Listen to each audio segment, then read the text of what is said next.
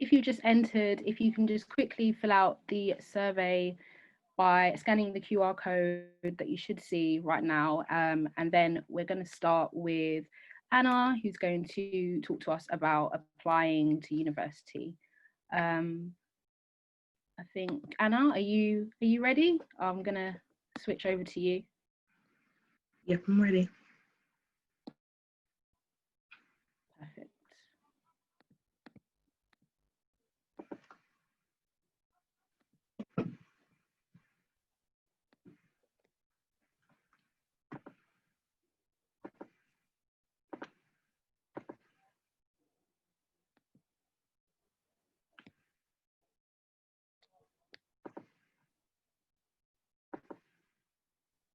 Can everyone see my screen? Yeah. If you could type in the chat. If everyone can see me and hear me before I start rambling away. Great, I'm getting a lot of yeses.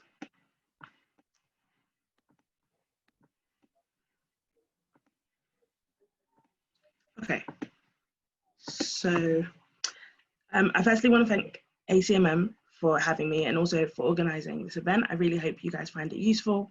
As was mentioned, my name's Anna. I'm currently a medical student at the University of Manchester, and I've actually just finished my 4th year. So I'm quite far in on the process. So what I'm going to be covering today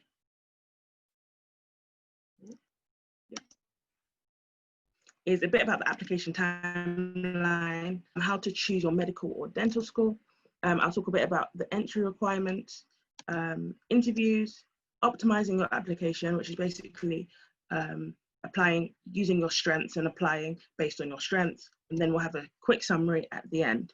Now, I know that there are probably lots of different people at lots of different ages and stages in this webinar, because not everyone goes directly from school into university. And this is kind of pitched at a school leavers kind of level, but I want to find out, are there graduates, are there gap year students, are there people in year 11, 12, 13, kind of what stage are we at, who's doing medicine, who's doing dentistry? So if everyone could just drop in the chat the level or the stage they're at, just so I know how much to include about each section. If there are no year 11s, then I want you to talk about GCSEs so much. Oh, we do have some year 11s. Do you have any year 13s? Or anyone going to year 13? Got some graduates. Okay. Well, it's really nice you guys are starting early. Hopefully you'll find this really useful. Oh, we've even got year 10. Okay. So I'll start with the application timeline. And it will look a little bit like this. So at the end of year 11, you'll sit your GCSEs. And then I would say by year 12 at the latest, you should probably have made your decision that you want to study medicine. This is mainly because you have to pick the correct subjects in order to study medicine. So around year 12 latest, obviously for a lot of people, it tends to be a lot earlier, but around year 12 latest, you want to be looking to have decided to study medicine. Then work experience throughout year 12. Once again, this could be earlier, but presuming that you made your decision to study medicine in year 12, then you should start undertaking work experience throughout year 12. Then I would roughly recommend that you start writing your personal statement at the end of year 12. It allows you to get it done nice and early before the deadlines that come up at the beginning of year 13. So if you start writing your personal statements towards the end of year 12, then you have all of summer to look over it, to get people to give their opinions on it. And then it's ready for application season come year 13. So now all the darker green dots are the timeline throughout year 13. So as you can see, year 13 becomes a very packed year. So the BMAT is sat in September, mainly, or November if you're applying for Oxford. So technically you can sit it at both times, September or November, but you can only sit it once. And I know there's a presentation coming up about BMAT, so I won't say too much about that, but most people would sit it in September, unless you're applying for Oxford, who require you to definitely sit it in November. And then we have the UK CAT before October the 1st. I believe it runs throughout July, August, and September. And you get to pick the day at which you do it, but it has to be before October the 1st. Most people sit it before year 13 starts again, so sometime over the summer. It depends what dates are available, but once again, I won't say too much about that.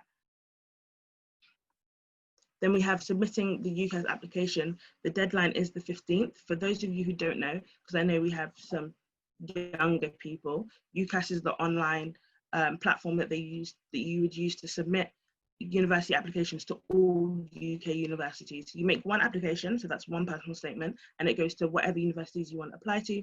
You can have max up to 5 choices, but you're only allowed to fill them with 4 medical schools, because it's quite a competitive, and that applies for dentistry as well, because it's quite a competitive field. They make you reserve the 5th option for a backup plan, but we'll talk more about that later.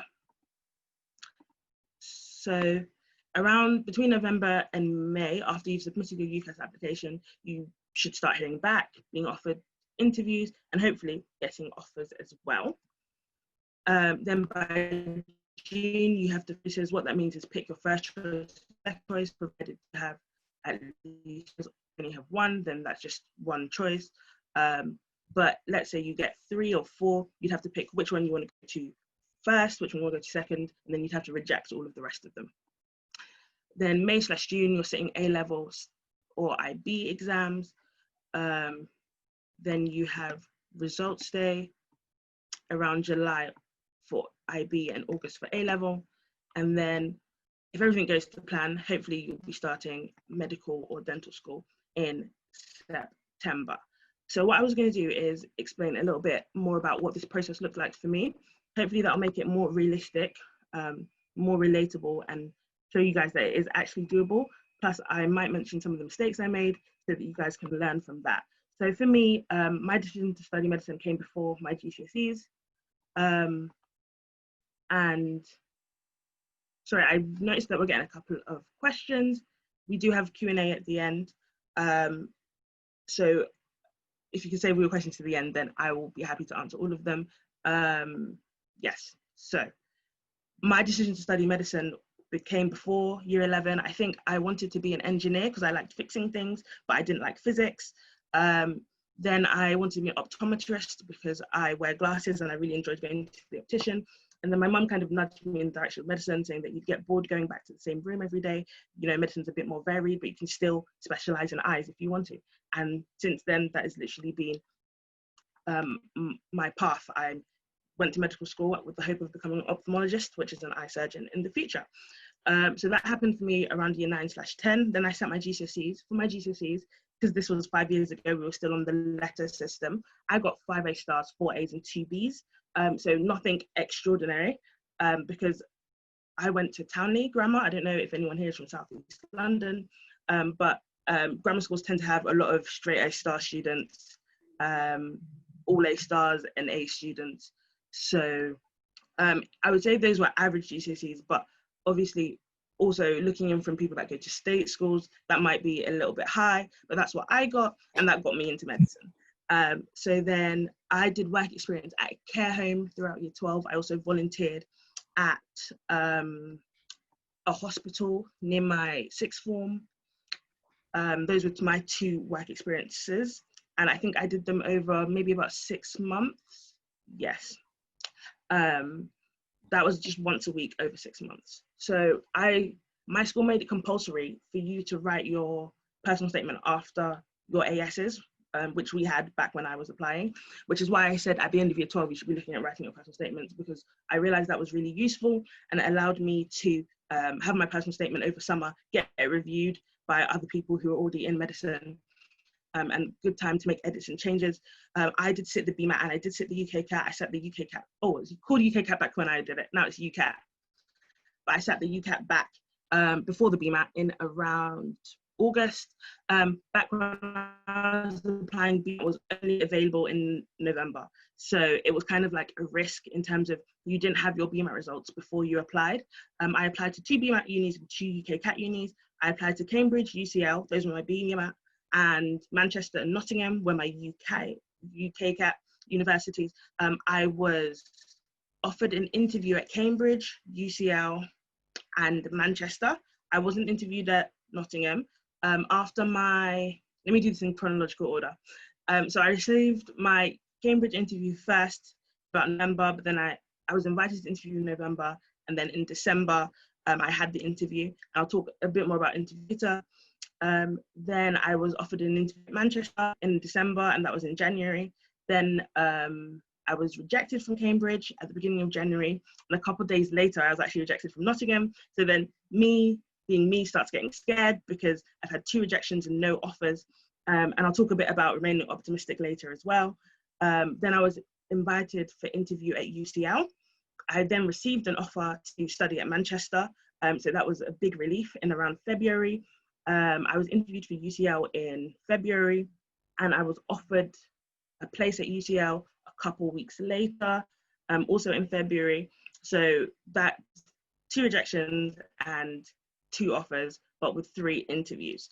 So that was how the process looked like for me. It was quite stressful, of high and low emotions, but we made it. So I decided to firm Manchester and ensure UCL. Ironically, UCL's offer was higher, so it was an A-star AA offer, whereas it was 3 A's. And I am from London. I've lived in London all my life. I mentioned that I went to Townley Grammar for secondary school. I then moved to a school called St. Olave's Grammar for 6th form.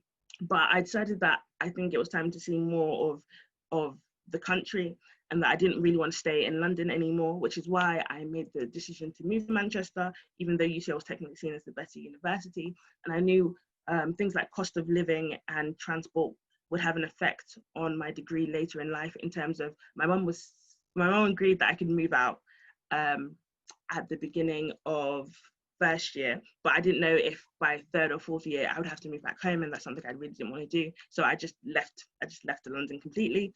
So that's why I did that. I sat my A-level exams in June, and on results day I came out with 3 A stars. That was in chemistry, biology, and maths. I also did an AS level in German, and I got a B in that. And then, I started medical school in September. So that was a bit about my journey to medicine. I hope that made sense to everyone, and I hope you followed me chronologically, but that is kind of a typical example of what the timeline might look like. Okay, so here's a list of all the UK medical schools. There are about 42, I believe, 43. Back when I was applying, there were only 30. So you are actually quite, I would say, spoilt for choice in terms of there are a lot of options.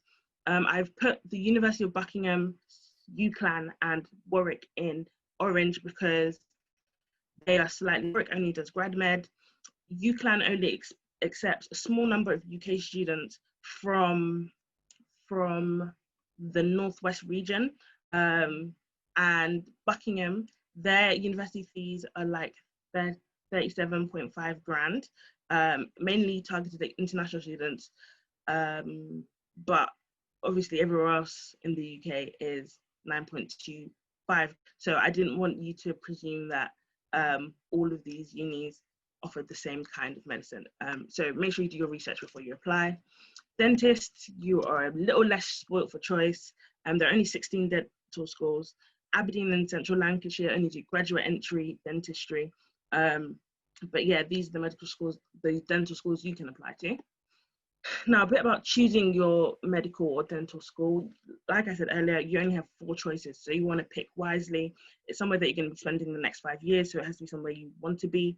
But also, you also have to pick with the idea in mind of getting in terms of pick somewhere that you are likely to get in. So things that might affect your choice are, do you want to sit the UCAT, the BMAT, or both? Like I said, I did both. Some people don't want the stress. There are a lot more UCAT unis than BMAT unis. So most all medical students will do UCAT. The BMAT would be seen as a more optional one, depending on whether or not you would like to sit the BMAT. Ranking. So this is something that I considered, which I'm not sure is as important now, but when I was like, where do I want to go to medical school? The first thing I did was Google, a ranking list of medical schools in the UK, and I kind of used that to see which ones I would prefer to go to. I think once I got into medical school, I realized it doesn't really matter. Everyone graduates, everyone gets a job, but it might be something that you want to consider, what medical schools are ranked well. And also you can get rankings of student satisfaction, you can get rankings for academic performance. They're based on a lot of things. It might be something you want to look at. Location. I would say try and visit as many university open days as possible and see if you can see yourself studying at that university. Oh my goodness, wow, the time is gone. So there are city universities versus campus universities. You have to think of the cost of living and transportation. In your clinical years, you have a lot of moving around, going to different hospitals for placements. So is it easy to travel around that city, or would you need a car? For example, I need to drive a car in Manchester because all our placements aren't local, whereas in London, you could probably get a train or a bus to all of them.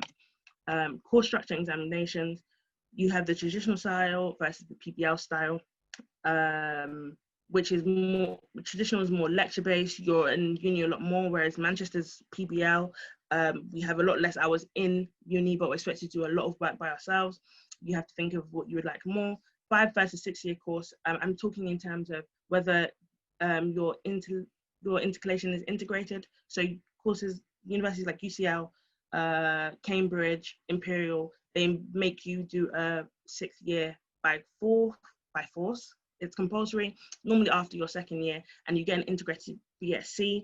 I didn't want a 6-year course by force because Manchester does 5 years, but I got to choose to do a 6th year if I wanted, which I happened to do. And the reason why I like it is because if you have an integrated course, you have to pick from their list and do it at their university. Whereas at Manchester, I got to apply to other universities. So I'll be starting a master's at UCL in September studying ophthalmology. So I didn't have to stay in Manchester. I didn't have to do a BSc. So that's an advantage of picking a 5-year course, because the university might offer you the option to intercalate later on down the line, and there's more free reign as to what you can do. Also, essays versus MCQs. Manchester, we have no essay-based exams, and I actually didn't know that. I just wanted to get into whatever medical school I could, but there's actually a lot of variations between medical schools. So things like how you'll be examined is worth looking into, because it's something you're going to have to do for a long time. Also, extracurricular opportunities. For example, I do medicine with German because I did German at AS. Manchester allows you to do a language alongside your degree, and then you get to go spend 4 months in that country in final year, in addition to your elective. I know Aberdeen has partnerships with Sri Lanka, and you can go and do medicine out there. There are some unis that are really good at sports. Most unis do have sports facilities, but also if you're looking for a more multicultural environment in terms of finding other people with similar backgrounds from you, that might be something you want to think about when applying to different schools. So these are a list of all the unis. Green is UKCAT, blue is BMAT. I'm going to have to skip through this quite quickly. I know there's another presentation on it. Buckingham doesn't use any, but like I said, they charge 37 grand. And I believe UCLan don't use any as well, but they only take about 15 UK students. This is dental schools. I think UCLan has their own admissions test for this, but this is what it looks like. So entry requirements. I'm going to try and be as quickly as possible. GCSEs, it varies. I would advise you to check each individual university to make sure you're meeting the entry requirements, because if you don't check and you apply and you haven't met the requirements, then you've just wasted an option, basically. But I would say if you approximately have 7 GCSEs at grade 7 or above, you're good. You definitely want at least a 6 in English language, maths, and science. That's a general rule across most universities. Work experience, quality over quantity. So doing once a week over a long period of time is better than doing lots of 2-week placements. And also when it comes to writing a personal statement, you actually don't have enough characters to write about every single work experience you did. So 1, 2, 3 max. But I know there's a presentation about that in a bit. get proof before you leave. Some universities would want to see a letter or a statement from your work experience place to prove that you did it. So doing that before you leave rather than when you're applying helps. You will need to set the UKCAT or the BMAT, as mentioned earlier. With A levels, you want at least 3 A's at biology, 3 A's at A level, including biology and chemistry. If you did IB, you want 666 at high level, including biology and chemistry. And some universities offer widening participation schemes, which means you can get a reduced offer, for example, AAB, if your area is below income, but also if you went to a state school. So for example, I came from a low income area. However, because I went to grammar schools for secondary and sixth form, they didn't allow me to have the widening participation scheme. But it's something that's coming into fashion a lot more. There weren't many back when I was there. But that is that on that. Near miss is something where, for example, if you get A star B, because it's close to 3 A's, you still make your offer. And obviously, and there are also foundation years, which are an additional year before you start medicine. If you didn't really quite make the A-level requirements, I'm going to move on for now. I did put my email at the end. If you have any questions, I don't mind answering them personally, but I'm just aware of time, so I'm speeding now. So interviews are compulsory. All medical schools will interview you. You have the Oxbridge style. For me, I had 3 20-minute interviews for my Cambridge interview, and they were a lot more scientific. You have panel style. That was UCL. They gave me a panel style interview, which was 3 people, and they were just asking me questions. And then MMI was Manchester, and also Nottingham if I'd gotten the offer. I did forget to mention, for my UKCAT, I got around 680. I think the average for our year was 640. So it was a bit above average. And that got me an interview at Manchester. For my BMAT, I think I got around 4 or 5, and I thought that was really bad. I thought, oh no, I'd bombed it. You know, everyone said you have to get over 6 to be able to get an interview at Cambridge and all of this and all of that. But I was still interviewed at both of my BMAT unis, and I got an offer from UCL. So it's something I'll talk about a bit later, but don't always believe rumors and myths. But with regards to interviews, practice. Check university websites and attend open days, as they do give clues on what they interview about. Find previous interviews questions where possible. My sixth form did this really cool thing where everyone that went to an interview came back and filled out a form as to what they were asked, and they shared that with everyone the following year. So if you can find previous interview questions for your specific uni, that would be useful. I still have all of mine. So once again, my email's at the end. If you happen to apply to any of the same unis as me, I will share with you my interview questions. I had a little book that I used to plan all my talking points. So common questions like, why do I want to study medicine? I would bullet point my answers and help me structure it beforehand and practice from there. And then also have examples to support your points. So teamwork is important. Why is it important? And an example of how you've worked in a team. Optimizing your application. So what you want to do is work smart. Work hard and work smart. There's no real substitute for just doing well. But if all else fails, play to your strengths. For example, some universities only want A's and A stars at GCSEs. Some universities don't look at GCSEs at all. So if your GCSEs aren't that great, apply to one that doesn't consider them. There are universities out there that won't look at your GCSEs. Some universities don't take UKCAT too seriously. Some will have a cutoff, and their cutoff is really high. If your UKCAT isn't great, don't apply there. Some universities like EPQ, if you're doing an EPQ, find universities that will prioritize you because of that and apply there.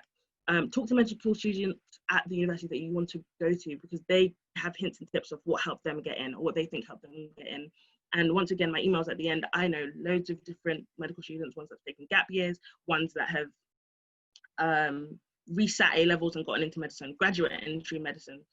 So if you want to find a medical student at a university, feel free to contact me and I'll try and put you in contact. Research into university selection criteria. What I mean by that is some universities collect all of your information, so your GCSEs, your predicted grades, your personal statement, and then they decide. Some universities do it bit by bit. So if you don't meet their GCSE requirements, you're rejected. If you don't meet their A-level requirements, rejected. And those ones, you have to be a bit more sure that you've met each and every stage, if that makes sense. I think this was my problem with Nottingham, in terms of they looked at GCSEs, but they included English language, and I think I got a B in English language, and because of that, I didn't make the cutoff to get an interview. So if I could change anything, I wouldn't have applied to Nottingham because they weighted GCSEs a lot more heavier than they weighted my A-level predicted grades, which were 3A stars. And then get an opinion on your personal statement, but not too many, but I'm sure whoever's covering personal statements will talk about that. So in summary, this is a strenuous process, but it's completely doable. Year 13 is normally already a stressful year, and having to apply to medicine on top is harder. I think I put, don't compare yourself, because anyone not applying to medicine will have a completely different process. They won't have interviews. Their deadline is later. So it looks like they're having a lot more fun than you are. So don't compare yourself to other people, but also don't compare yourself to other medics. I remember in November, one girl had gotten her first offer for medicine, and I hadn't even gotten any interviews. And then I start panicking.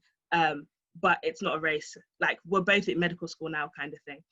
So don't compare yourself. Try and take rumors/misses with a pinch of salt, as I said earlier, in terms of people say, oh my God, you have to get 7 in all sections in your BMAT to get an interview. It's not always true. Like I said, apply smartly, but don't be so negative that you're selling yourself short, because I'm very sure that you can do it. Talk to me. I've said this already, talk to medical students at universities. It is unrealistic, but not impossible, to get all 4 offers. So don't beat yourself up if you get rejected. All you need is 1. And something I always say is you're not rejected until you're rejected. So unless they've told you that you're not getting in, you could still get an interview, you could still get an offer. So just because Bob has an offer, or Bob has heard back, or Billy has gotten in, doesn't mean that you're not. So remain optimistic. You're not rejected until you're rejected. Don't forget to study. After all is said and done, your A-levels will get you into medical school. So it's nice running and chasing offers and chasing interviews, but don't get distracted by it. Once your BMAT, UCAT is out of the way, once you've applied, until you get any interviews, study. Like, forget it, study. Obviously, as you get interviews, you need to practice for them, but A-levels are really important. I've seen so many people get offers, but not make them. So ultimately, you need the grades. And lastly, contingency plan. There's a saying that says if you fail to prepare, you're preparing to fail. I would say if you don't prepare to fail, you're failing to prepare, which means if you don't consider the option of you failing in your plan, that's not a good plan. And that's something I did. I applied for 4 medical schools, and that was it. I didn't have a 5th choice. Looking back, if I hadn't gotten into medicine, I wouldn't have known what I wanted to do. And there are a lot of people who turn up on results day and they're like, oh my God, I thought I was going to get in. I've bombed it. What do I want to do now? So think of that ahead. UCAS Extra is a tool where they allow you to apply for 1 extra uni if you have no offers. So some people might decide to apply for a biomedical course, pharmacy, optometry. There's clearing. Clearing mostly needs you to have gotten the good grades and still sat the UK CAT. So clearing isn't for people who didn't do well, it's for people who didn't get offers but still did well. There's an option to resit your A-levels. That is a completely different ballgame. I know someone who went through that process. So if that is you, like I said, email me. There's the gap year option. If you get your grades, you can apply again. Graduate entry, studying abroad, but also alternative careers like pharmacy, optometry. So kind of think, what would I want to do if I didn't get in? Would I want to take a gap year? Would I want to resit? Would I consider something like pharmacy, optometry? Would I want to do an undergrad and then do graduate entry? Yeah, contingency plan. So I'm so sorry for running over time, but that is the end of my presentation. All the best with your applications, everyone. I hope you found that really useful. Like I said, here's my email. If you want to contact me for any questions, for me to help you, put you in contact with someone else in a similar situation with you, I'm completely happy to you. But thank you so much for listening, everyone. And that is me done. Thank you, Anna. That was really, really useful. It's been a while since I applied to medicine, so it was, if I was applying now, I'd be like, okay, I know what to do. I know where I need to, you know, sort myself out. So I hope that was useful to everyone who is watching now. What I'm going to do is I'm going to hand the floor over to Daniela even in a second. just so she can go through work experience with us. Yeah, work experience. So just give me a second.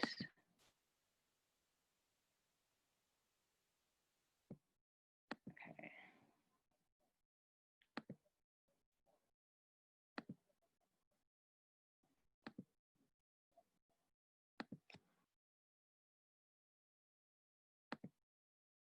So Daniela, you should be able to, yeah, perfect.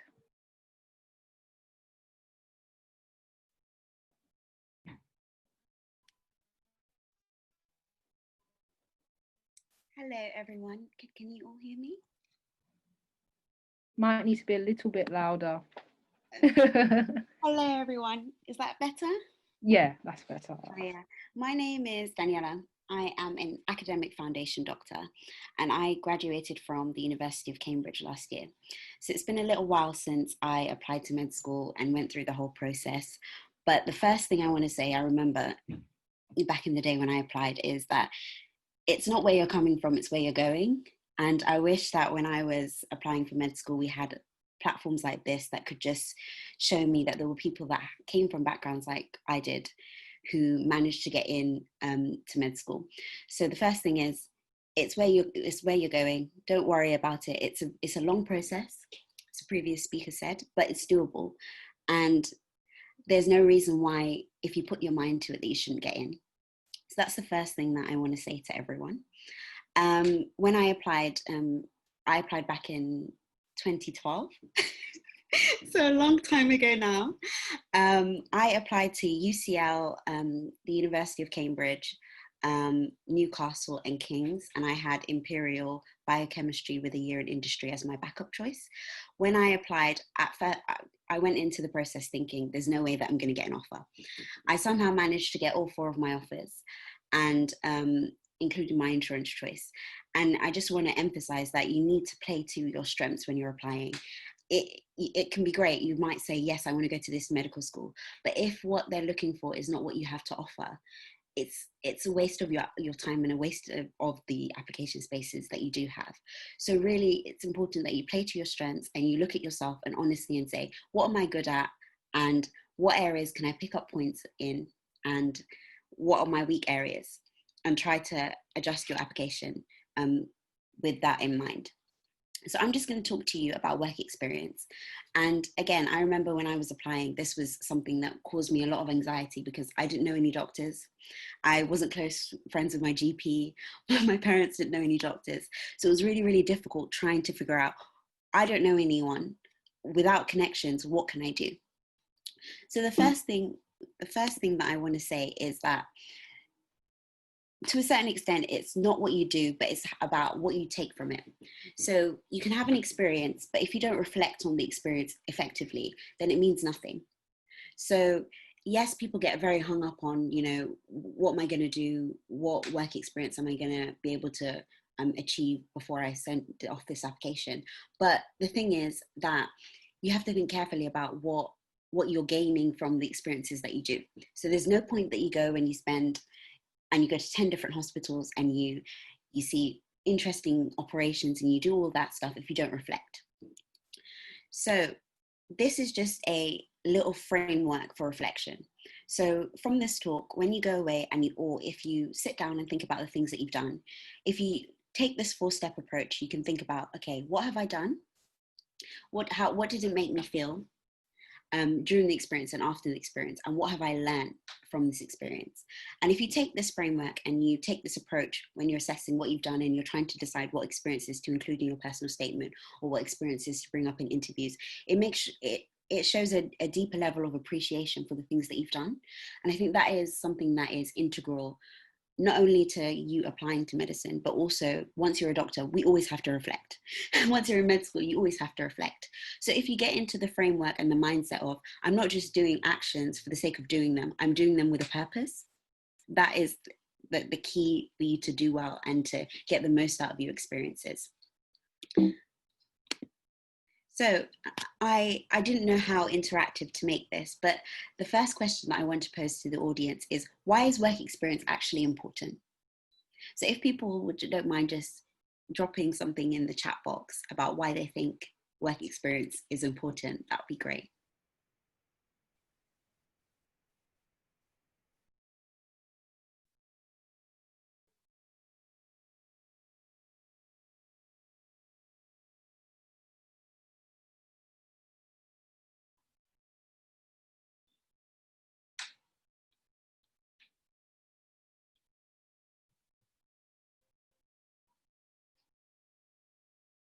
Sorry, I can't actually see the chat box. Has anyone? Okay, I can read them out for you. So Bethel said to gain insight. Yeah. Yep. Yvedzo said if you don't like the experience, you can reconsider. Perfect. Farah said can show interest in the field. Yeah. Ebony said it puts medicine in context, showing the reality of life as a medic. Perfect. Yeah. Very important. Yuela said better understanding of the field. Moyin, because it helps you understand whether medicine is the career path you want to go down. And yeah, quite a few of those kind of things people are saying. So, yeah, you guys have hit it on the nail on the head. So it's an opportunity to develop not only an insight into the career, but a realistic appreciation for what it's like to be a doctor. Nothing can really ever fully prepare you to know that I definitely want to be a doctor until you're standing in it and you're in medical school and you see the harsh realities. But if you do some work experience, you can get a good idea of what medical practice is about. So that's one of the key things. And I think a good personal statement and a person that reflects well on their work experience is someone that not only discusses the high points, not only talks about, oh, I saw them successfully treat someone, but someone who has reflected well on what they've seen will also address the negatives and some of the more difficult aspects of being a doctor. And I think that's a very mature approach to have. And when admissions tutors are looking at your application, if your candidate is able to do that and say, actually, I know that I've seen that this is not an easy road to go down, but I still want to do it, that's something that is really, really good. It gives you an opportunity to interact with people. When you're a doctor, your life will revolve, okay, unless you become a histopathologist, or your life will revolve around interacting with people. And that is the bread and butter of all your interactions. So that is another key thing that you can gain from doing work experience. And it's also an opportunity to develop some of the values that that the GMC and the profession hold highly. So it gives you an opportunity to develop your communication skills. It gives you an opportunity to interact with a larger variety of people. And it also allows you to appreciate the importance of empathy, confidentiality, all these things that you might not necessarily think about if you don't go and do some work experience. In your day-to-day interaction, you might not think about these things, but work experience provides you with an opportunity to develop all of those. And if you just look at this list, you can see that all these things are quite generic. And the reason why I just want to highlight that is there are so many things that you can do that can allow you to develop these skills and allow you to demonstrate that you've thought about these things, that spending time in the hospital is not the only way to go about doing things. So I've identified 4 key types or categories of work experience. So the hospital placement, GP placements, volunteering, and international placements. So I'm just going to go through each one in turn and discuss sort of what you can do, what you should be thinking about whilst you're doing these things, and what are the potential things that you can gain. But for the people that are applying in October, COVID has really thrown a spanner in the works. So the first thing I want to say to all those people that will be submitting their application in a few months is don't panic. Everyone is in the same boat. So for a lot of people, work experience would have been cancelled. I mean, the NHS has been so focused on dealing with the pandemic that for most students that would have been cancelled and rescheduled. But the universities are aware of that, and they've been told by the medical council, which oversees all of the universities, that they need to adapt their expectations on what you guys are going to have experience given what's happened. So don't panic. But now that we've had COVID and you can't do the traditional work experience that you would normally do because volunteering places are shut, hospitals are not accepting people, GPs are not seeing patients face to face, it's the perfect opportunity to get creative. So for some people, actually, you might have had a really difficult time getting a hospital placement, but now COVID is here. you can think about other things that you can do to enable you to demonstrate that you've thought about those things and you've gained insight into the things that they're looking for.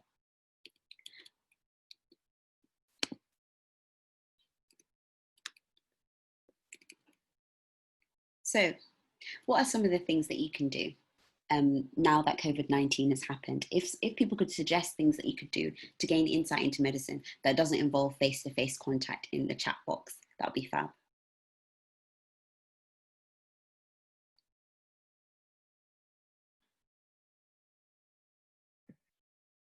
So Ebony said virtual work experience. Perfect. Just wait for some other people. Don't be shy. It's a open, friendly, safe space. No answer is wrong. Zainab said calling up care homes. Okay. Bethel said speaking to doctors and medical students.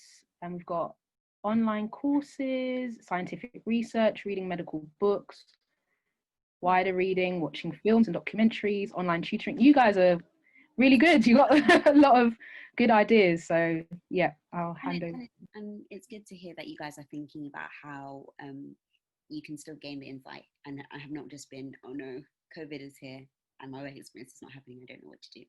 So the first thing is further reading. So I would suggest that if you haven't had an opportunity to speak to doctors, or you haven't had an opportunity to go to the hospital or attend a GP placement, is read some memoirs or some autobiographies written about doctors that talk about what their journey, so you know, from med school through to practice, what challenges they faced, what were the highs and the lows of their career. And here I've just listed a few. And these books are really sort of follow the same theme. It's just doctors talking about their experiences. And if you can read these books, use the framework that I gave you in the previous slide and reflect on it, you have material to talk about in your personal statement and in your interviews. So read other people's stories. You can gain so much from listening to people who have walked this path before you. And I see nothing wrong with, in your personal statement, reading one of these books and reflecting on what the person said about their career, what the highs were, what were the challenges, and how, despite acknowledging the challenges, you still want to do it. Someone's previously mentioned virtual work experience. So that basically involves connecting. So different universities are running different things. So more generally, it's just about connecting with doctors and seeing how they go through their day-to-day life and what a day in the life of a doctor looks like.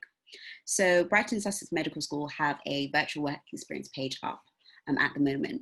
You can also go on YouTube and there's so many FY1s, F2s, consultants who have YouTube channels, and they just walk you through their journey, how they got through to medical school, how they got through to specialist training, and what a day looks like for them. And if you watch these videos, take them with a pinch of salt, because obviously they're trying to be entertaining, so they're probably adding a bit of a sprinkle of exaggeration there, but you can get a good idea of what it looks like to be a doctor on a day-to-day basis. The other thing is you have Instagram and groups that offer regular insight programs. Those can be really good for you to understand what the realities of different specialties are. I personally think that it's a bad idea for you to launch in and say too early about what sort of doctor you want to be, because it can come across as being a bit naive if you haven't really experienced a particular specialty firsthand. But there's nothing wrong with saying that you have an interest in something and you watch this to find out if it's actually for you, or this furthered your interest. There's no shame or no harm in doing that. So that's something that you guys can also look at. So for the people who are not going to be applying this October and have a bit more time, so when it comes to work experience, different universities have different requirements. And that's the first thing that you need to understand. So if you have enough time and you know you want to go to a particular university, you need to look at what their work experience requirements are and try to tailor your application to match that. If you are running out of time and you've done what you've done, you need to go and see, okay, I've done these things. What university will appreciate the fact that I've done this? And that's how you need to approach choosing where you're going to study. Because at the end of the day, yes, the courses are different, and different people learn differently, but medicine is so competitive that you have to play the game to get in. So, for example, Plymouth, they don't ask for any work experience. They say that at the interview stage, it might be useful for you to have some form of experience when you're being asked questions, but they don't have a hard rule that, you know, you have to have done some work experience. In contrast, St. George's, they require you to have the relevant work experience and voluntary experience, and you also need to have references for each piece of work experience that you do. So when you're choosing what to do, keep where you want to go in mind, or if you've already done your experience, think about what universities would appreciate what you've done. Okay, so let's start by talking about hospital work experience. So hospital work experience is sort of the holy grail. Everyone's like, oh, I want to go to hospital. I want to see how doctors work. I want to sit in a ward round. I want to do all that jazz. And there are things that can be gained from going on a hospital placement. It provides you with insight into what the day-to-day role of a doctor is. It gives you some exposure to different specialties, and it gives you a chance to understand how different healthcare professionals work together, or what we call them the MDT, the multidisciplinary team, to deliver high quality care. And it can also really help you to decide if medicine's really for you, because the chances are, I know later on you can specialize and become a GP, or do something outside of the hospital. But if you don't enjoy the hospital environment, medical school and your early years of practice are going to be very difficult for you. So I think if you can get hospital work experience, then give it a go.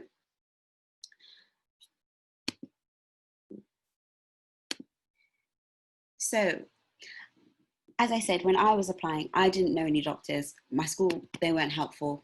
You know, it was very, very, it made me very anxious, because I was like, how am I going to get in contact with someone? So if you're lucky, you'll have a contact that works in the hospital, and they'll be able to sort you out with a shadowing period. Your school might have links with local trusts, but if that's not the case, what I would say is, if you approach your local trust directly, most trusts actually have someone that coordinates work experience. So in my day, what I did is I wrote letters to the trusts that were around my area. I'm in Northwest London. So I wrote letters to the trusts around my area. I didn't hear anything back from them, so I ended up having to go to Guy's and St. Thomas's, because they were the only people that got back to me. So the key is just keep trying. And if you are not applying in October and you have a whole year, for example, if you're in year 12 or going into year 12, keep trying, because eventually it only takes one yes for you to get that experience. So it can be disheartening having people ignore your emails or not respond back to you, but don't take it personally and just keep trying. The next thing is GP-based work experience. So going to shadow a GP is a good opportunity if you can, because GPs act as sort of the gatekeeper. They're the ones that decide, you know, who needs referral to secondary care or hospital services. And the GPs have to manage not only like the things that people present with, they also manage chronic conditions, and they also have to do a bit of health promotion, so encourage people to live healthy lifestyles. So I think if you can get into a GP placement, that'd be good. So the things that you gain: insight into the role of the GP, and see how within their practices they also not only treat conditions that are already established in patients, but also do their bit to try and prevent people from getting sick. You can also appreciate the time pressures. Most GPs have like 7 minutes to do a consultation, get all the necessary information, but also delivering high quality care. And I think if you shadow a GP and you're able to talk about that at interview or in your personal statement, that again shows a deeper level of reflection and appreciation for what's going on. You can also observe how GPs triage patients. What that basically means is how they decide who needs more specialist care. And in most GPs, they again have this MDT thing where different healthcare professionals come together to deliver high quality care. So those are things that you can touch on from going to a GP practice. Again, I struggled to arrange the GP practice. I know it's very, very difficult. And the main problem is that it's hard to get a GP placement in your area because of confidentiality. So many GPs are uncomfortable with accepting you. If you're their patient, they won't allow you to do work experience in their practice because the chances are, is that you're going to know some of the patients there and you're going to have access to sensitive information.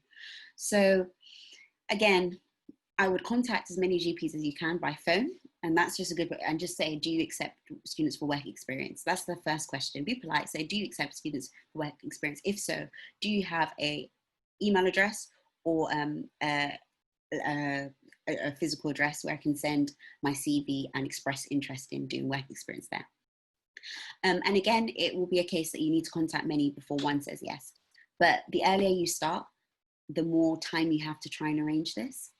And I'm now old, but I would also say, consider writing a letter. Like, it's nice when someone, when I've been on GP placement, or, you know, if someone writes a letter and says, you know, my name is so-and-so, I'm interested in pursuing a career in medicine, I'm having a really difficult time, this is what I've done, would you consider taking me on for work experience? It's a nice touch. I mean, you can use the same letter for every GP, they won't know.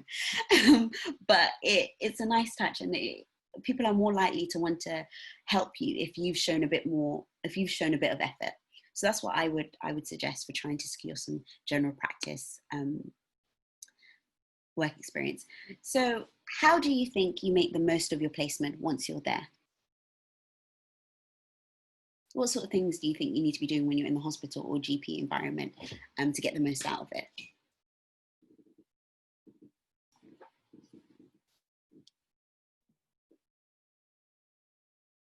Ask questions. Wow. Everyone is saying ask lots of questions.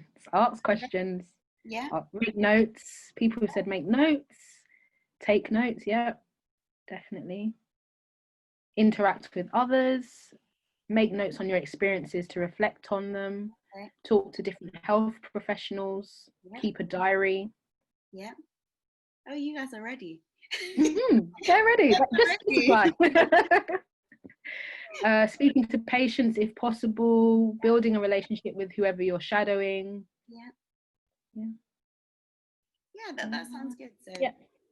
Again, so keep a logbook of the conditions and the interactions that you've witnessed. So if you are in a GP placement for 1 week, write down the list of conditions that you've seen and how the GP or the doctor approached discussing those conditions and treating those conditions with the patients.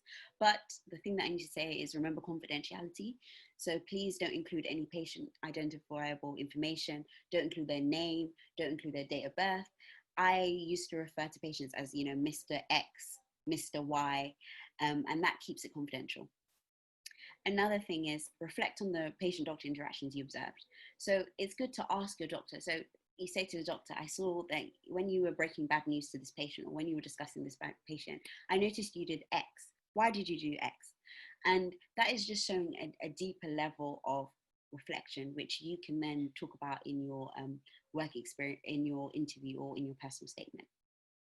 If you've seen something interesting, read up on it. There's no harm in, you know, you're not confined to a syllabus or specification when it comes to your application to med school. Read around the subject, show that you're interested.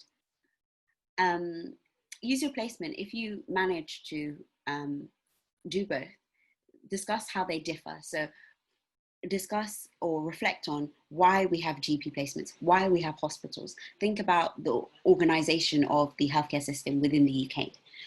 Again, that shows a deeper level of insight and appreciation for how the system works.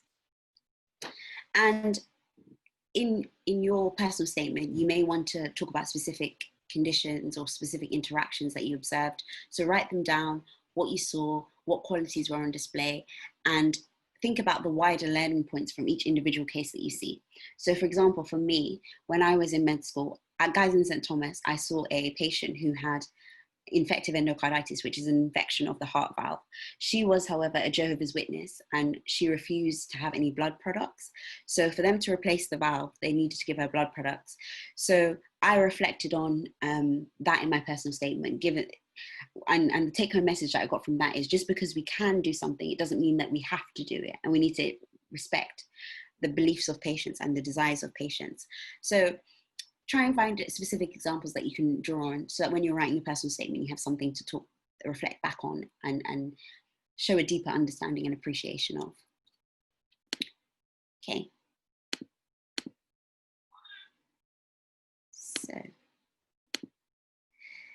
So volunteering can be, we're just going to talk about volunteering now. So volunteering can be used to show your dedication to care. If it happens over a long period of time, it allows you to demonstrate the fact that you're committed, which is something that we want. I mean, medical school is 5 or 6 years. You need to have commitment. You can develop empathy because, again, you're going to be spending time with people that are out, that are not necessarily the normal type of people that you would spend time with in your circles.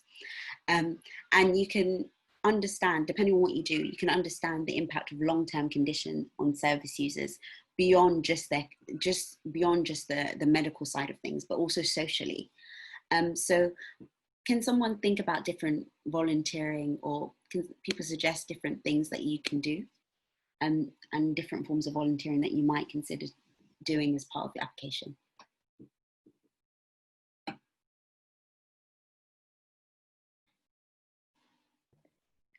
We've got care homes, volunteer at schools, yeah, charities, hospices, charity shops, yeah, nursery and elderly homes, specialist support primary schools, St. John Ambulance, church, nursery, winter shelters, yeah, perfect.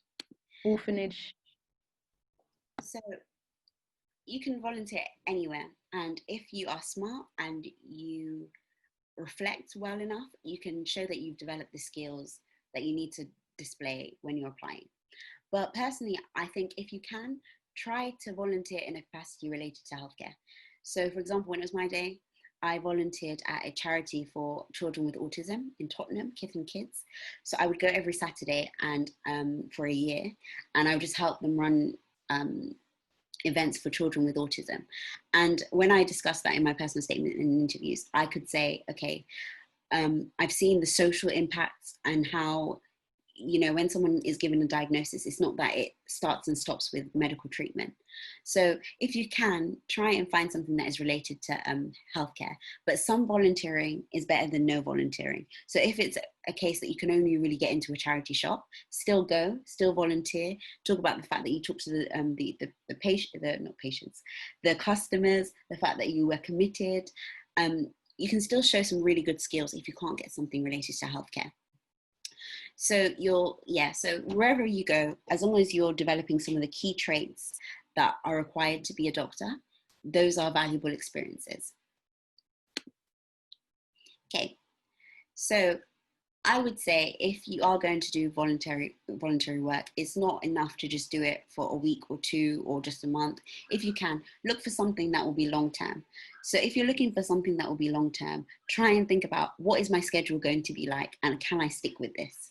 So you don't want to sign up to something long-term and end up like your academics taking a backseat, which the grades are what you need to get into medical school in the first place.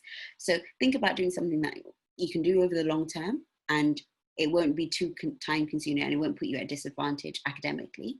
But if you can, go to old people's home weekly, even if it's just an hour each week, that just shows, again, the commitment, and it gives you an opportunity to say that I actually developed a relationship with these people, and I've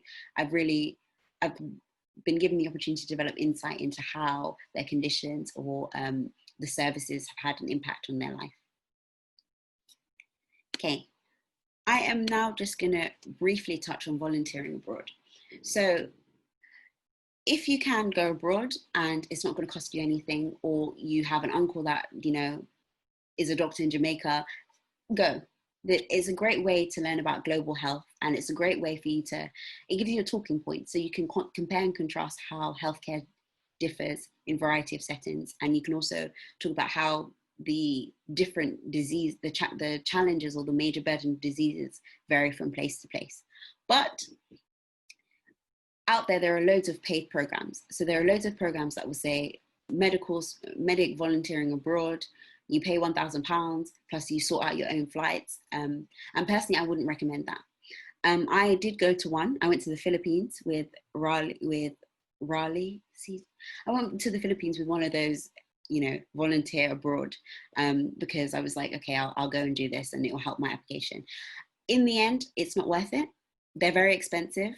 Particularly if you go to somewhere where you don't speak the language, the amount of experience that you gain isn't worth the money that you put in.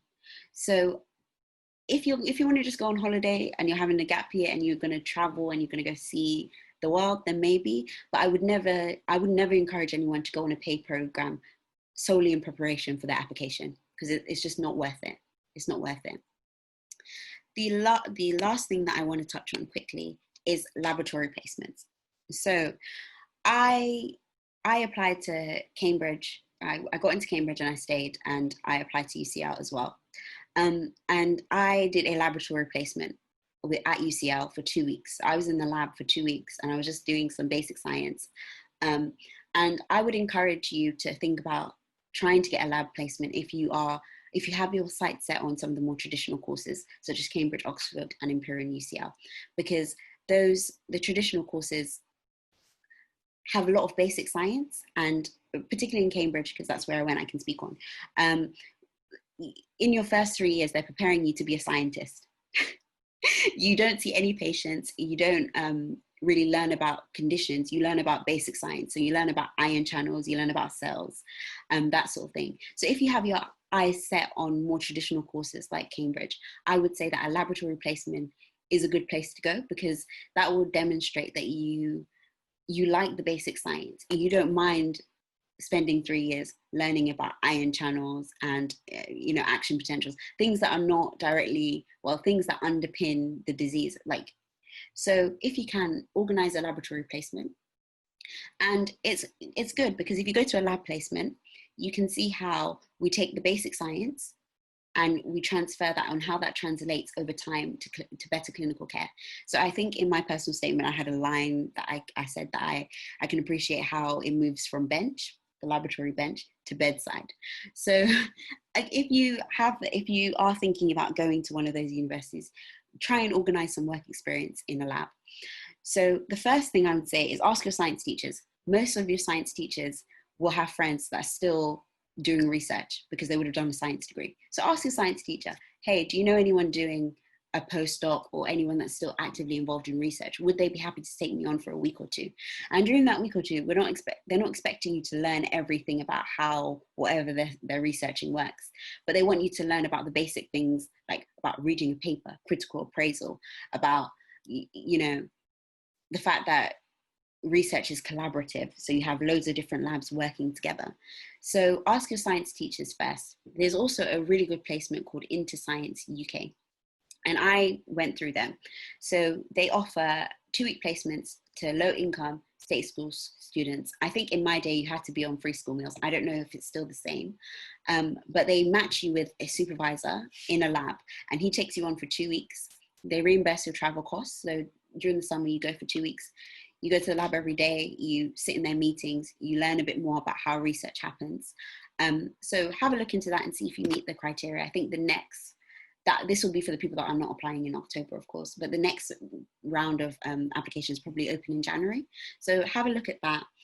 And yeah, I think that's it. So email me, you can send me a DM, and just if you have any questions, or if you're struggling to find work experience, I know people basically that are all over who will be happy to take on students. So just DM me or send me a message and I will help, try my best to help. Thank you so much, Daniela. That was really, really useful.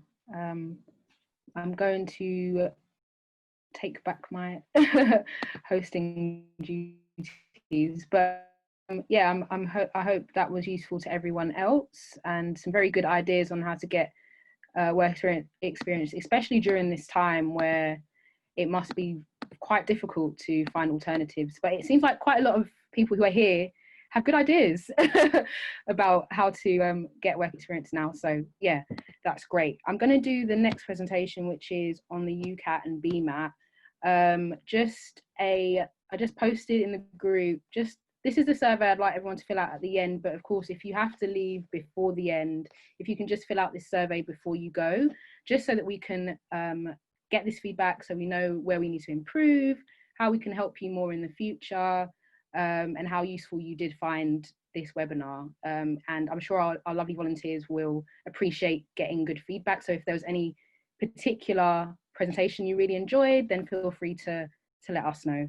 So I'm going to do the next presentation on the UCAT and BMAT. It's been a while. I'm going into my final year of medical school, but I'm also a graduate, and I worked out that actually I've done the UCAT, or when I did it, the UK CAT, 4 times. So maybe I am the person who should be talking about this.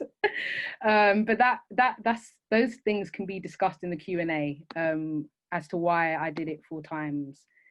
So I'm just going to go through the presentation that I have. Just as Daniela said, I won't be able to read the comments, so I won't be able to answer any questions now. But if you have any questions, just write them down somewhere and we'll answer them at the end. Okay, and thank you. We had this presentation done by a volunteer called Eong, so thank you to her for creating this presentation. Okay, so entrance exams. I think, I don't know how people feel about them. They were the bane. UCAT was the bane of my life, UK CAT when I did it, bane of my life when I did it. So I understand if it is that for some other people, but hopefully we'll be able to give you some good tips on how to prepare best for them.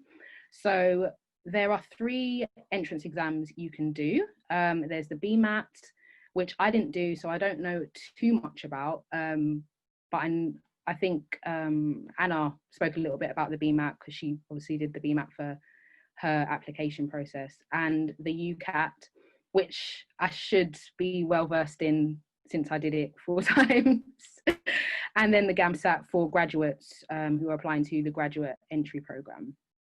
So the first things first are to find out which universities use which entrance exam. Anna gave us a great presentation which showed you which universities are using the UCAT and which universities are using the BMAT. So when you're thinking about applying, you have to look at which universities are using which, and remember that they all require different admissions tests. So you have to decide, which we'll go into a little bit later, whether you want to do both, whether you want to do only the BMAT, whether you want to do only the UK CAT or the UCAT. And gather as much information you can about how they use that. I know I go to Barts, and I know at Barts, the UCAT is used as basically the cutoff for if you get an interview. So if you score well enough in the UCAT, you automatically get an interview. They don't look at your personal statement. they don't look at your grades until they've looked at your UCAT. So, but then at other universities, they might not necessarily look at your UCAT grade until they've looked at your personal statement. So try and get as much information as you can. Obviously you can email ACMM, and if we have someone who's at one of the universities who can support you with finding out how the UCAT or the BMAT is used, or even the GAMSAT is used, then we will support you. But just do your Googles, because Google's really useful for figuring those kind of things out. So the UCAT takes place at Pearson Centres around the UK and internationally. I'm not sure if they're still going to be taking place at Pearson Centres this year, or if you're going to be able to do them remotely, but you will have to do them via your computer. And most universities don't have an official minimum cutoff score, but what they do is they look at the grades that the scores that people have got that year, and then they choose the top how many, basically. And that is the basis of how their cutoff score occurs. And for the UCAT, the testing is between 1st of July and 30th of September. Okay, so these are the universities that do the UCAT. I'm sure you would have seen this already from Anna. I think her slide was much prettier than this one. So yeah, I guess, yeah, here's a reminder again of some of the universities that do the UCAT. Right, so the UCAT is a 2-hour test. As I said before, it's computer-based. It's multiple choice, so you'd think that would make it easier, but I don't know if it does. And generally, yeah, there are no breaks, but there's a timed instruction before each section, so you get a little bit of a break in between them.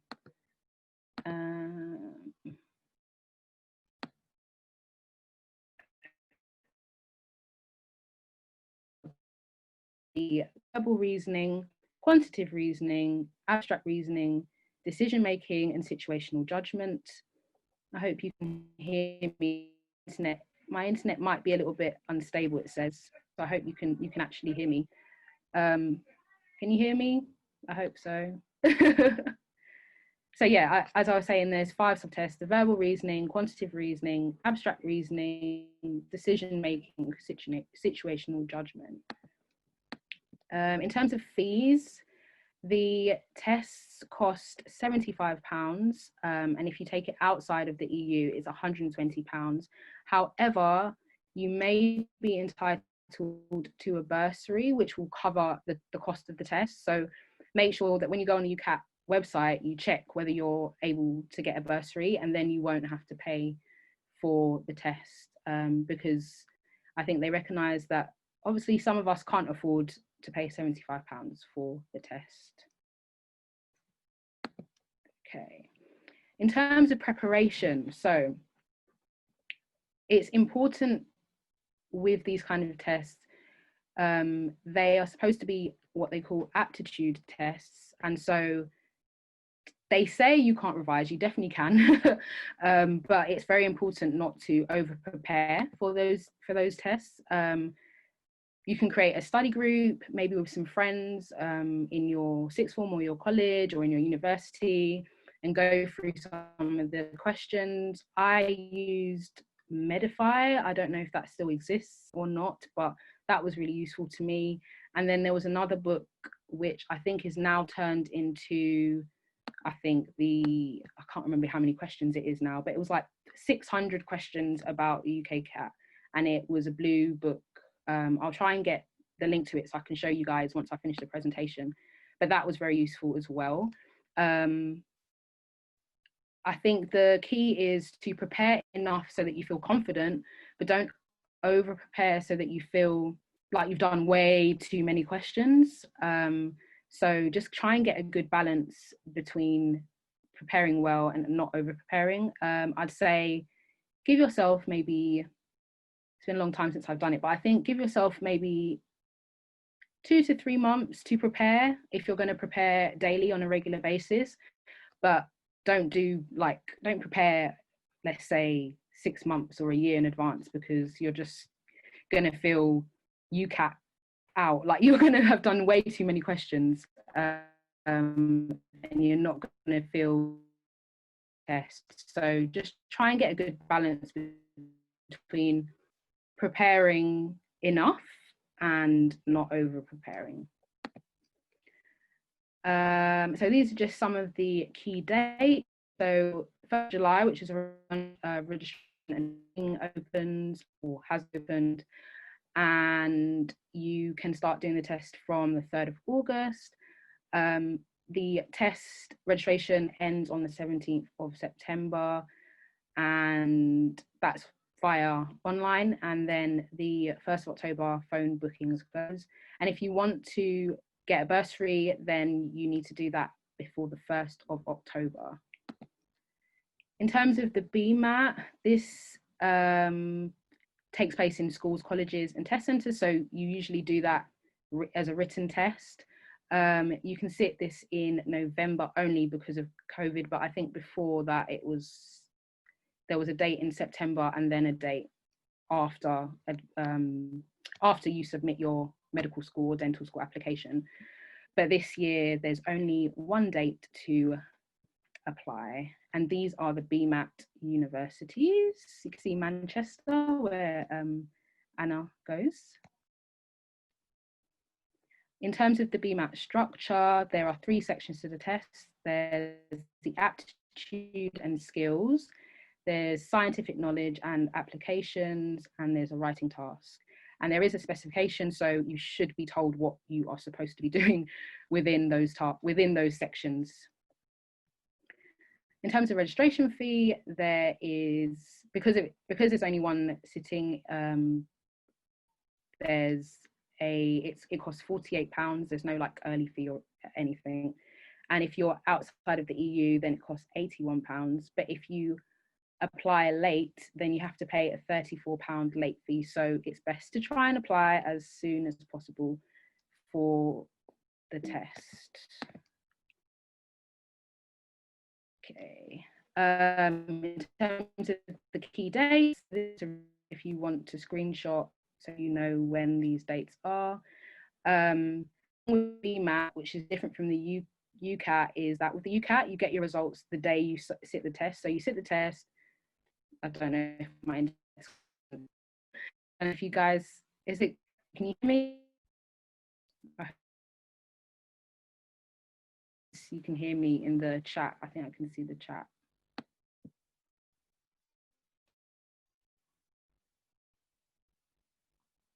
Can you hear me? Okay, perfect. Yeah, so with the UCAT, you get your results the same day. So you sit your test and then you get your results. With the BMAT, you get your results on the 27th of November. And obviously, as you can see, applications for medicine are the 15th of October. So that means you get your results after you've applied. So the good thing with the UCAT is that you can look at your result and be like, okay, I've got this score for my UCAT. How realistic is it that I would be able to go to this university if they rely on the UCAT a lot in order to choose for interviews? Whereas with the BMAT, by the time you've got your results, you've already applied, so you can't really be strategic with your applications. But like Anna said, you actually don't know. You could think, oh, this is a really bad result. I don't think I'm going to get in, which is what happened to me when I got in. And then you're like, oh, I don't think I've done well. And then you get an offer for an interview. So the key thing is to always be optimistic. Just do your best and see what happens. Until you have a rejection, like Anna said, you don't know where you stand. So don't kind of preempt that you're not going to get in based off of your score. Some good news, of course, you don't have to take both admissions tests. I think the best thing to do, I mean, I didn't do the BMAT. Obviously, some people do both the UCAT and BMAT, but I think you just have to think about your own preference. You have to think about how effective you would be at doing both, whether you've got the time to do both, whether you are going to revise effectively if you do both of them, and get a good score in both if you do both, or whether if you only do one, you'll be able to get a higher score in one of them. But then you have to also think about the fact that if you don't only do one of them, then you're limiting yourself with some of the universities. Obviously, I did the UCAT because a lot more, as you would have seen in the slides, a lot more universities take the UCAT than take the BMAT. But if you have a preference for one of the BMAT universities or all of the BMAT universities, then it's a good idea to take both. And similarly, if you want to increase your chances of getting into medicine, then, and you think you can do both realistically, then you should do both, because you're going to obviously increase the universities that you can apply to if you do both of them. But you can ask us any questions you have about how to decide and all of those things in the Q&A. In terms of preparing on the day, get plenty of rest the night before. It's definitely important. Don't stay up all night trying to cram or trying to practice. It's not going to be beneficial to you on the day. So you might as well just accept, okay, I've done all of my revision, I've done what I can, and I'm just going to go in there and do the best I can with what I've learned so far or what I've practiced so far. Positivity is go in there like I'm gonna get the best score ever. I'm gonna get into medical school. This is gonna be one of my best exams I've ever sat, and then do it. And hopefully that's what happens. In fact, that is what's gonna happen, because you're gonna say that to yourself. So yeah, I hope that was useful. I think that was the last. Yeah, I hope that was useful. I can go through, if you have any questions about specific areas of the UCAT, I can go through those in the Q&A. Or if you have any other questions about either of the entrance exams, hopefully Anna can talk to you a bit more about the BMAT, because I don't know very much about the BMAT. But yeah, I hope that was a helpful, short but informative presentation. Okay. Okay, so we now have, okay, with personal statements. Just checking here. Hey, I'm gonna give you host, make you host. Okay, let me see. Yeah, if anyone has any questions so far, you feel free to ask in this little interval while we wait for the next presentation.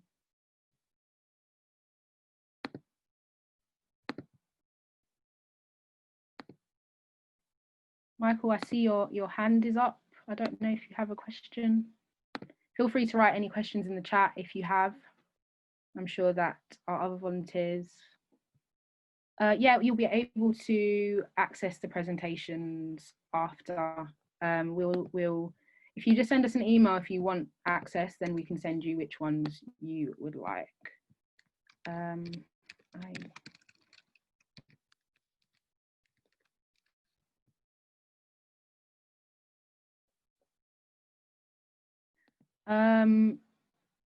Eben, I don't know much about the IELTS. Is that a UK based entrance exam? I'm not too sure. I can answer that one. Oh, great, Anna. So it's an exam to show proficiency in the English language. Right. Okay. It's normally for international students. So if you did all your qualifications in England, then it doesn't apply to you. If you're international, and I believe you didn't sit your qualifications in English, for example, you learned chemistry in your native language or you learned biology in your native language, you need to prove that you can speak enough English to study here. So that's an exam you'd have to sit, but it does apply to international students. Are you an international student, or is it just something you saw on one of the university's websites? Because if you're a UK student, does not apply to you whatsoever. But then if you're international, I guess what I'd recommend is emailing university specifically and saying, okay, although I'm international, I sat chemistry and biology in English. Do I still have to sit the IELTS exam, for example? If that makes sense. I hope that answers your question. Thank you. I had not heard of that, so thank you very much. Thank you very much. Okay. Would you say that there are necessarily the best universities for medicine, or would you say it's personal to the individual? I mean, personally, I would say that it's personal to the individual. Every person who goes to medical school is going to become a doctor. Mm-hmm. So I think that's the main thing to focus on. You're not necessarily going to have any benefits from going to a specific medical school. We're all going to be doctors. It depends on what your preferences are, what the medical school can offer you, like extracurricularly. What the course is like, whether you would enjoy that course for a particular reason, what the area is like, whether you want to move away from home, whether you want to stay at home. Those are the things I would say to focus on more when you're applying to medicine than being like, oh, this is supposed to be the best university for medicine. The only other thing I might say is maybe looking at student feedback and seeing how much students have enjoyed the course.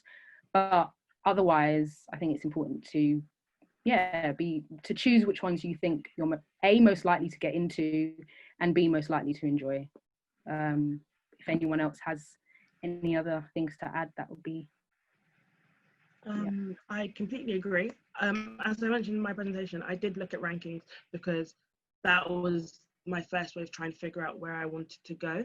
But after getting into university, I realized it doesn't matter as much as people think it matters, in terms of everyone does become a doctor. Sometimes people can say it's a bit counterintuitive because there's a whole ranking system when it comes to applying to be a foundation doctor. So if you go to universities that traditionally have really smart students like Cambridge, UCL, Imperial, it's harder to do well in medical school. And then people say that affects your rankings when it comes to applying for foundation posts and trying to get to more competitive areas such as London. But I wouldn't then say avoid Cambridge or avoid Oxford, because you want to definitely get a job as a doctor back in London. But it is very much a personal choice. And at the end of the day, everyone does become doctors. So it's not as important as if you're applying for different degrees. Yeah. Okay, cool. So I just wanted to, my name's Oke. I'm just finished my second year. So I'm going into my third year at Anglia Ruskin. So it's a new medical school, but I'm a graduate on an undergraduate course. So I'm just going to be taking you through how to do basically tips and tricks about personal statements. So I just wanted to ask, has anyone, just a general question, has anyone like started their personal statement or not? It's fine if you haven't. I just wanted to gauge if people have or not.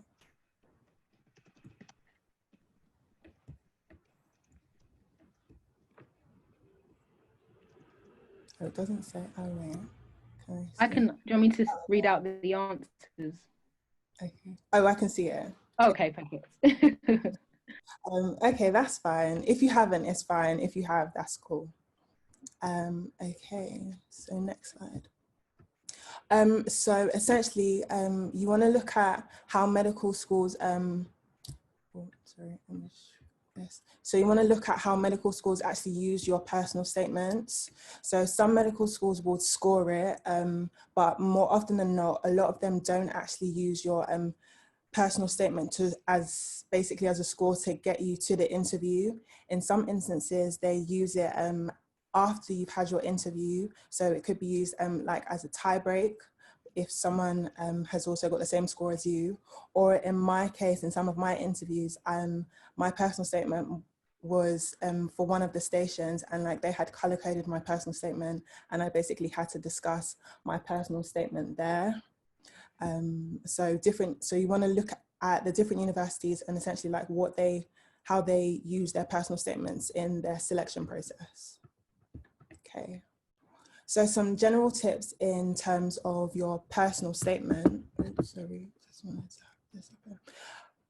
so I would say recommend starting early. So that's why I asked who has started and who hasn't, but it's fine if you haven't. But I just wanted to like emphasize the importance of starting early, because like the what is it, that saying goes, like Rome wasn't built in a day. So likewise with your personal statement, you're going to be constantly redrafting your statement. So the earlier you start, the more time you basically have to go through your personal statement. In terms of structure, like with anything that you're writing, you want it to have a clear beginning, middle, and end. So that's what your personal statement has to kind of have. And I put down just right because initially you don't want to be bogged down on looking at character limit and how many characters you have to limit yourself to, because it's something that I hope that you're passionate about. You want to write as much as you can, and then later on you want to that's when you can start editing things that you want to cut out. So, and it's easier to cut out than trying to like put in. And yeah, so we're just going to get into basically how to like tips for how to do your personal statement. So these are general areas in which people focus on and what your like key points that you want to cover in terms of your personal statement. So for example, like why medicine, your work experience, voluntary work, extracurricular activities, and academic activities, and then before you go into your conclusion. So what I'd recommend is like for what when I was writing my personal statement is more of like brainstorm. So like if you have a piece of paper or something, so I would like brainstorm. You have a section called me, and then have a section called like doctors, like doctor, and then under your brainstorm of me and under doctor, literally list out all the traits that you have. And then under the traits of like doctor, list down all the traits that you've seen doctors or any other staff or anyone that you've been in contact with during your work experience, and list down all those traits and try and see what transferable skills that you have yourself, and basically the transferable skills together. So yeah. So I was originally going to leave like why medicine last, but I put it first simply because that's one of the main things that you need to get across in terms of on your personal statement. So this is like the hardest part of your whole, well for me anyway, this is like the hardest part in your personal statement.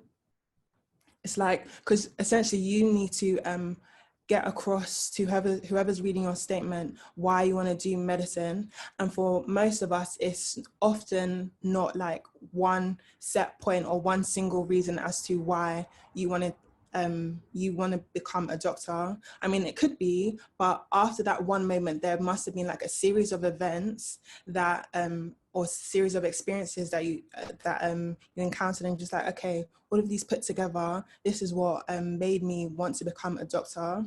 But I do want to stress that every person's reason is personal. Like it's a personal statement. And I would say, don't try to feel like you have to create the most elaborate story.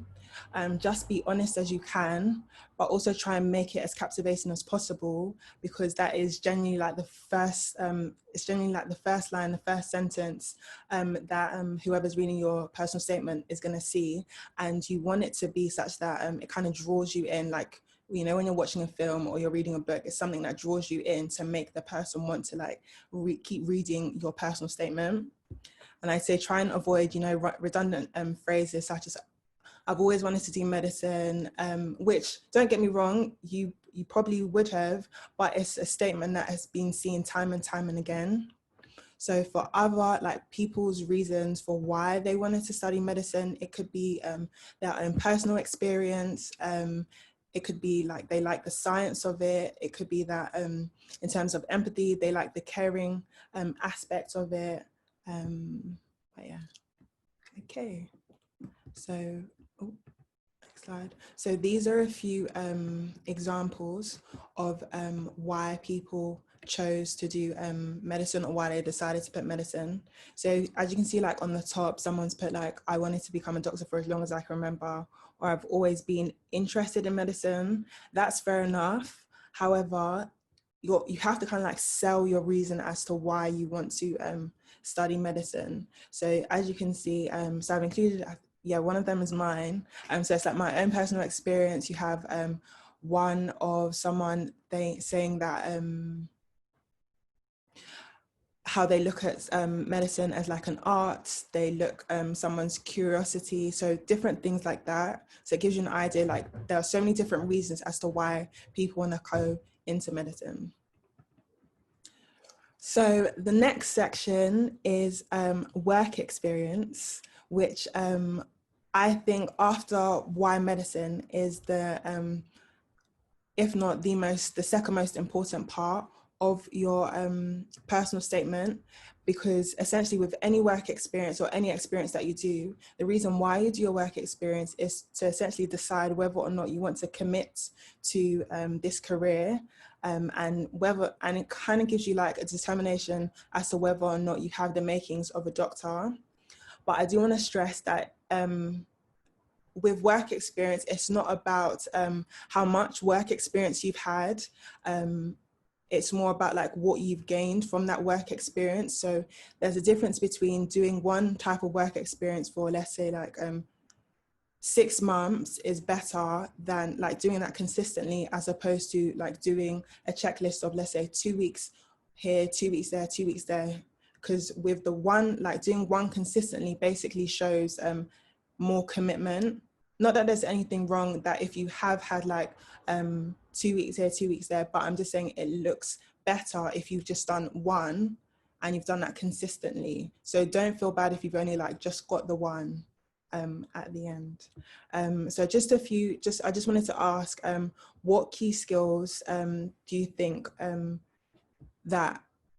what key skills do you think it's important to demonstrate from your work experience on your personal statement? If you could just like say. Don't know if I can see this part now.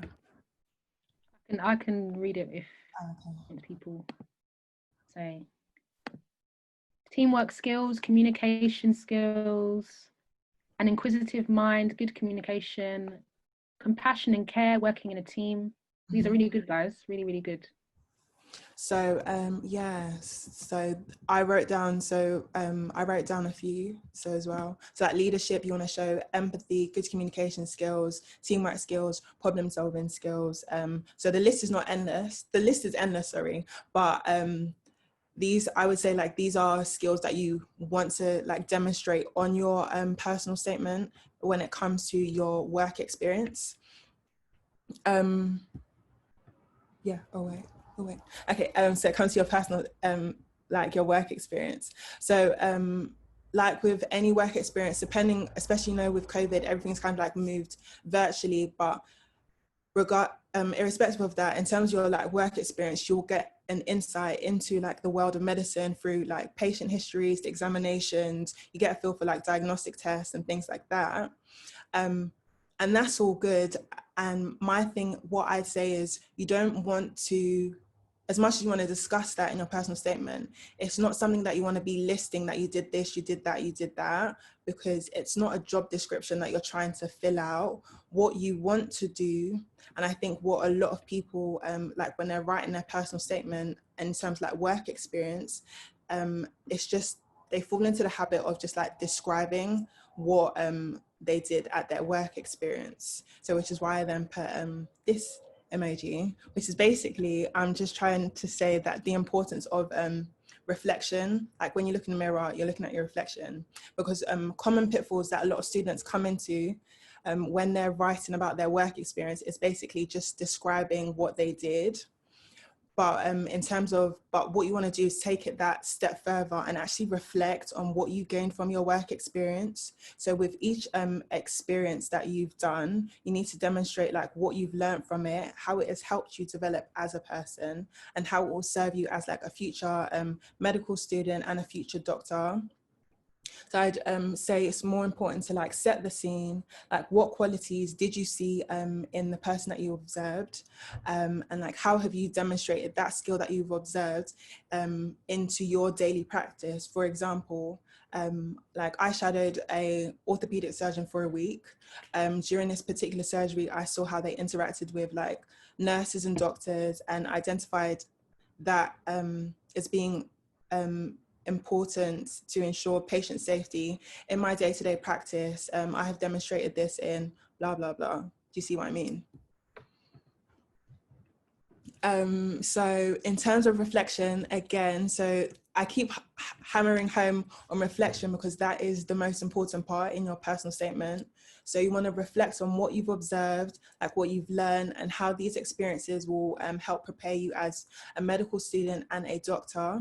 So what did your work experience teach you? What quality do you see being demonstrated during your work experience that you identified to being important as a doctor, and why was that quality important, and how have you managed to demonstrate that in your own life?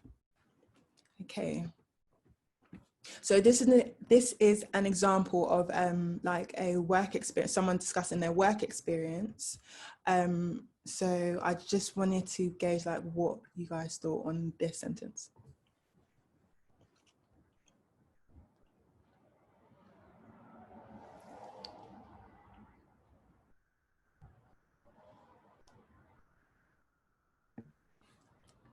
No? Does anyone have any comments? Okay, yeah. So can you see Yeah. the? Yeah. Okay, cool. Okay, yeah. So as you can see, a lot of people are saying it's just description. They're literally just describing. So yeah, so they just literally said that I shadowed a colorectal surgeon and was able to observe him on the lead wards. Okay, that's fine, but they could have broken it down even further. Yes, you did this, but you could have broken it down even further. So if you look at just attending clinics, when you attend a clinic, your the doctor is going to be communicating with the patient. You can break that down even further with communication, break down communication into what it entails. There's like listening, there's like the body language that you observed, there's how the patient received the news, or how the patient felt. These are different ways in which you can describe like how you witnessed that, and you realize, you know, there are different things in terms of communication that the doctor demonstrated, and how you yourself has now taken that on board in your daily practice, and how you want to improve that. So yeah, that's what I wanted to say in that. And then I think, yeah, this was mine. So I just gave an example of like communication, I think I worked in a care home, and I basically broke it down even further in terms of what communication is about. And then I've observed it and I've further analyzed it. And then basically I've now used it for, in terms of other things, how I'm going to adapt my communication as well. I hope that makes sense. Okay, so next slide. What did I put here? Okay. Ooh. Okay, so I've put two descriptions. If you could just take a read, and basically you put in the chat which one you think is better. They're both discussing the same thing, but which one do you think is like reflecting?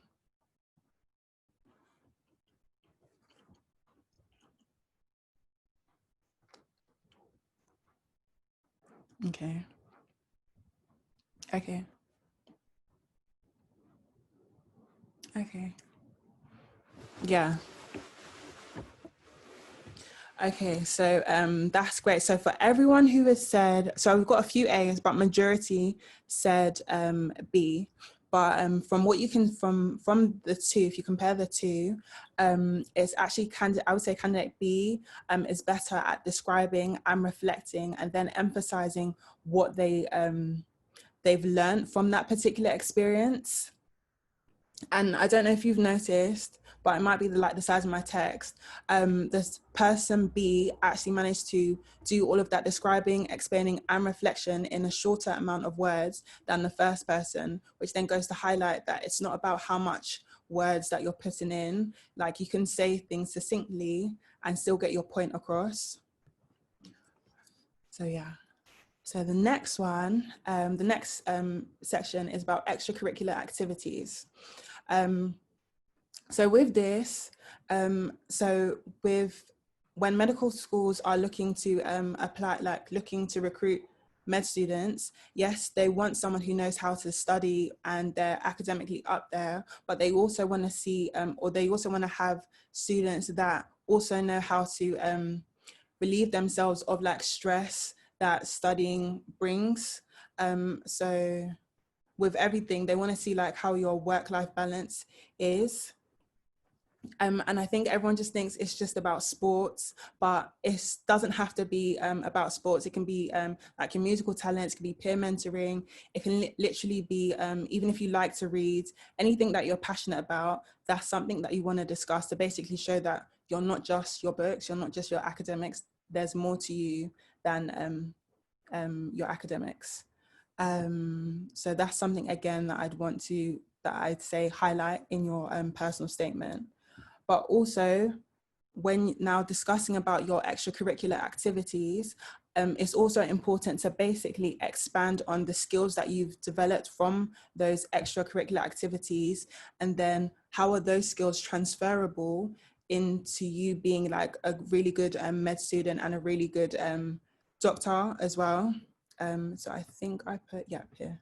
So I put two examples of someone writing about their sports, like their extracurricular activities. So if you could like have a read of that and say which one you think is better.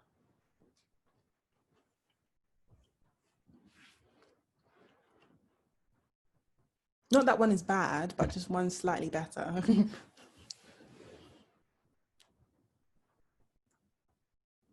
Okay, so I'm seeing some A's.